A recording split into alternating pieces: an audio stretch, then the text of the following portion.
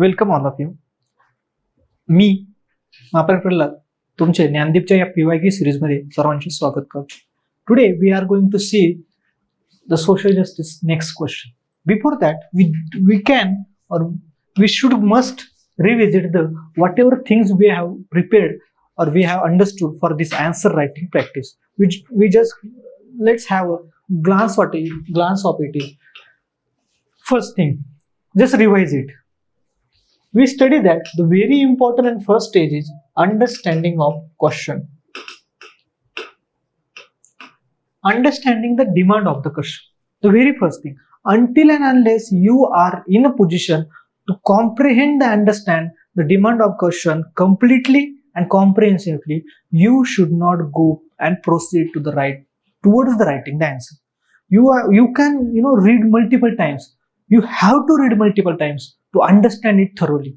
So let's begin. So first thing first, understanding of question. Then what is the next step? Next step is linking it with topic of the syllabus. Then we have already studied that third step is decide the structure of the answer. What is heading? What is subheading? What could be the intro? Would be the next our concern. So we have gone through these kind of steps and we are going to practice it more and more often in the every question that is coming forward. Then we have also studied that there are mainly 2 to 3 types of answer writing format, particularly body. One of them is like only mentioning the points, for example, like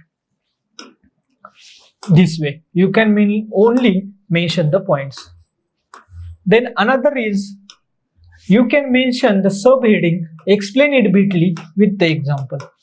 This is the another method, explain it, then another method, explain it, and then example, right? And then is a third method, that is you can write the subheading of which you can or below which you can only, instead of explaining it, you can only mention the topics related to it, points related to it. Just mention the points which should be self-explanatory points. Self-explanatory. So you can write only self-explanatory points. There are many such questions. We are going to study them in one by one in our upcoming lectures. Now go ahead and let's look at the question. The question is, what are the methods used by the farmers organization to influence the policy makers in India, and how effective are those methods? Are these methods? The question is simple. What are the different methods used by farmers organization? So what is the farmers organization? There are some farmer organization, but farmer organization are a part or subset of a bigger concept known as pressure groups. We all know pressure groups. So pressure groups, what is the core function of the pressure groups? To influence the policy decisions in favor of their clients. For example, if there is a NGO, that kind of influence on the policy. If there is a farmers organization, their primary concern is the happiness or farmers welfare is their primary concern. Means they have to shape agriculture policies, act, decisions, etc. But what are these different kinds of methods that we have to enlist here? And this is the question. Then next, now once we understand this, and there is a second part of question.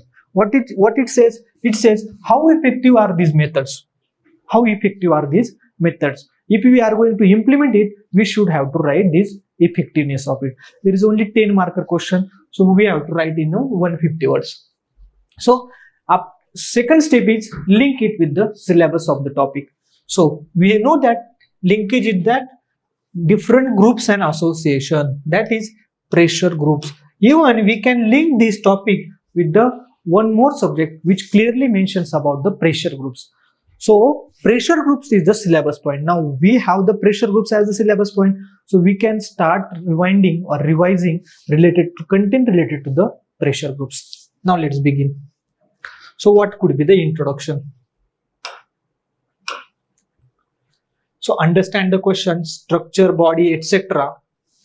then understanding what are the demand of the question, locals, what are the keywords, we have to write different methods, different farmer organizations, means pressure group, then policy makers in India, and then its effectiveness. What are the different policy makers? Policy makers means those people or the seats in a power or in a position to influence or to create the policies and implement its plays role in its implementation. For example, member of parliament, member of parliament, member of legislative assembly, they create acts. They can create farm related acts. So in one or another way, they actually influencing the agriculture policies. Then another is the executives, means ministers, agriculture minister, prime minister, commerce minister for that matter, right? Even consumer affairs minister. The PDS policies are directly affecting the agriculture, commerce related, trade related. Okay? So executives, ministers, they are. Then third party or the third domain is that the secretaries, civil service, civil servants. They are actually maintaining the policy, making it and implementing it, right? So these are the different policy makers in India. At least these are the three. Then there is a beyond it like Niti Aayog, etc. But we should concern about them only. But question is not about them. Question is, it is just to understand what is actually asking, but question is about methods used by the farmer organization and discuss their effectiveness, right? So let's begin. Introduction. Farmers organization play a significant role in representing the interest of farming community in India. They seek to influence the policy makers to ensure that the policies legislations are favorable to the farmer and they address their concerns. So we write a simple introduction that what is the purpose of the farmers organization? The main purpose of the farmers organization is to represent the interest of the farming community, farmers. So they are the actually representatives of the farming community. And now their secondary role is to influence the policies in such a way that they will benefit the agriculturalists, farmers. Are you getting it? So this could be the introduction. Then there is a methods. This is the heading, methods used by the farmers organization. What are the methods? First method is a lobbying. So lobbying means present their demands and concerns, aiming to persuade them to take decisions that are favorable to the farmers. So lobbying. Though in India, lobbying is not officially or legally recognized, in US, lobbying practice is officially or legally recognized. What do you mean by lobbying?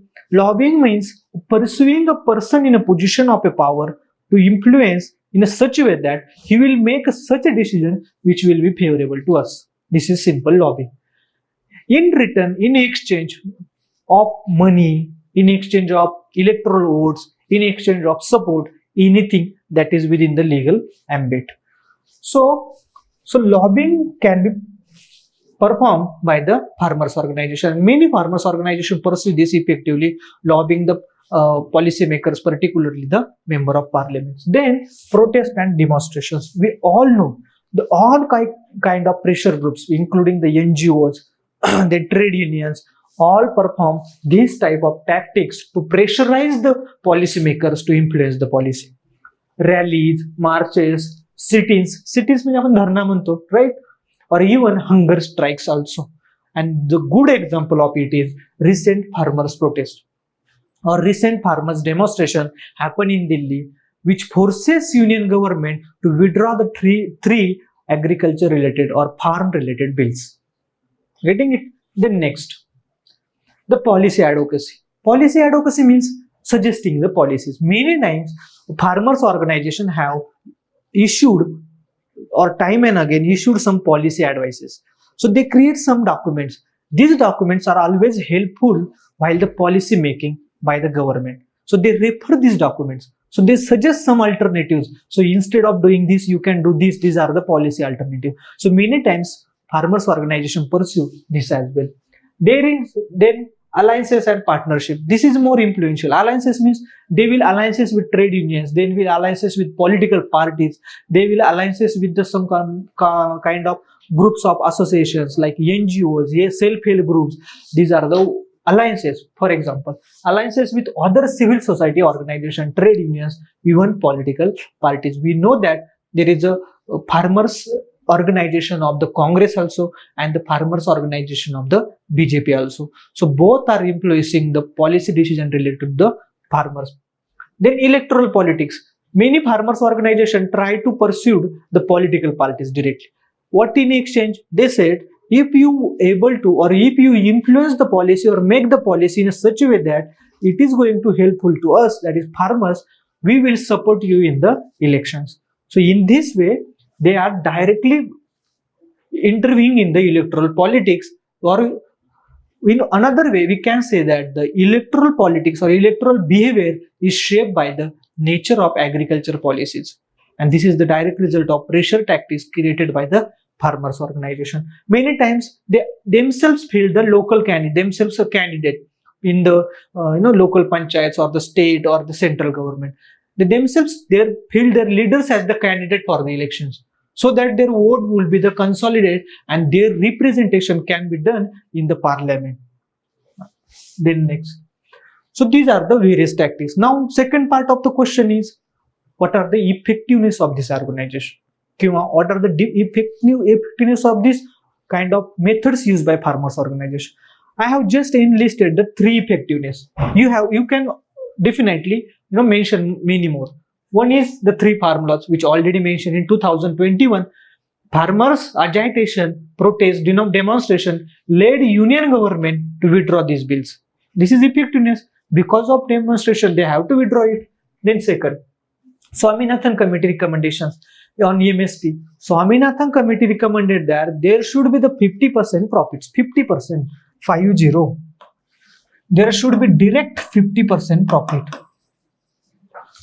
Means if the production cost of the any agriculture produce is 100 rupees, there should be minimum price, MSP should be the 150. Though there is some discussion related how the production cost is calculated, but we are not going into it. We are just saying that this kind of 50% profit related suggestion by the recommendation by the Swaminathan committee is accepted by the Union government. Because of it, what there are many demonstrations happen where the core demand is the implementation of Swaminathan policy. Even Dr. Annasaheb Hazare during the agricultural protest, in the past, also hear that one of the demand is the implementation of the Swaminathan committee recommendation. And the last one is the waiver of farm loans. We all know that farm loan waiver mainly happens during the election. So many farmers organization colluded or make alliances with the political parties in return of waiver of the farm loans after the election for their support during the election for that particular party. So these are the effectiveness. Are you getting it? So these are the two parts. This is only 150 kind of 150 words question. So that much is sufficient. Now let's see the conclusion. So conclusion says that while the effectiveness of these methods depends on several factors, farmers organizations have been successful in bringing the significant policy changes. The success has been counted here. We just mentioned that yes, farmers organization has successfully able to influence the policy decision in such a way that will impact the agriculture sector and lives of the farmers in a country. And in that, policy makers also, there is also important aspect on the behalf of policy makers also to consult such a farmers organization so as to ensure the doubling of farmers income. So we can simply mention that the both sides, that the role of farmers organization is also successful, and there is a duty or it is crucial factor that the policy makers should also consult the farmer organization. Administration should also consult. So this is about this question. We will talk about the next thing in the next question. Thank you.